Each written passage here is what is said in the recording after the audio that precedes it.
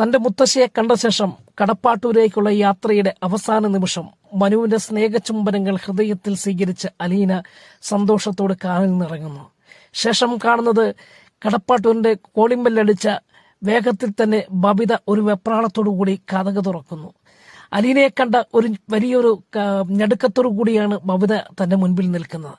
അലീനയ്ക്ക് ആദ്യ നോട്ടത്തിൽ തന്നെ ബബിതയുടെ മുഖത്തെന്തോ കള്ളലക്ഷണമുണ്ടല്ലോ എന്ന് മനസ്സിലായി.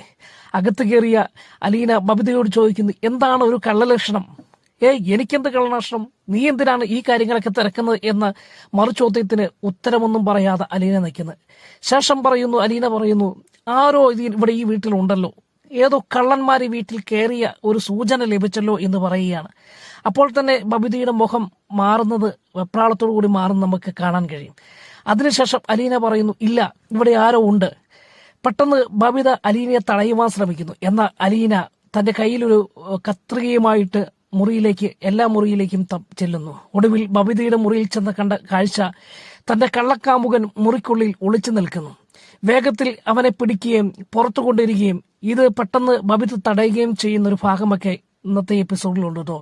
എന്നാൽ അലീന വിട്ടുകൊടുക്കുന്നില്ല.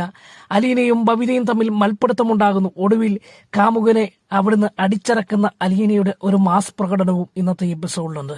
ഇതിനിടയിൽ അലീനയോട് ചോദിക്കുന്നുണ്ട്, നീ ആരാണ് എന്റെ കാര്യങ്ങളിൽ ഇടപെടാൻ? ഇവിടെ പലരും വരും, അത് നിനക്കെന്താണ് കുഴപ്പമെന്ന് ചോദിക്കുമ്പോൾ അലീന പറയുകയാണ്, ഇത് നിന്റെ വീട് മാത്രമല്ല, എനിക്കും കൂടെ അവകാശപ്പെട്ട വീടാണ്. ഇവിടെ ആര് വരണം, എന്ത് ചെയ്യണമെന്നൊക്കെ ഞാനും കൂടെ അറിയേണ്ടിയിരിക്കുന്നു. അതുകൊണ്ട് ബബിത നീ കൂടുതൽ കാര്യങ്ങളിലേക്ക് കടക്കണ്ട എന്ന് പറയുകയും അങ്ങനെ ആ കള്ളക്കാമുവിനെ അടിച്ചു പുറത്താക്കുകയും ചെയ്യുന്ന ഒരു മാസ് പ്രകടനമാണ് ഇന്നത്തെ എപ്പിസോഡിൽ കാണുന്നത്. വീണ്ടും കാണും വരെ എല്ലാവർക്കും ഗുഡ് ബൈ.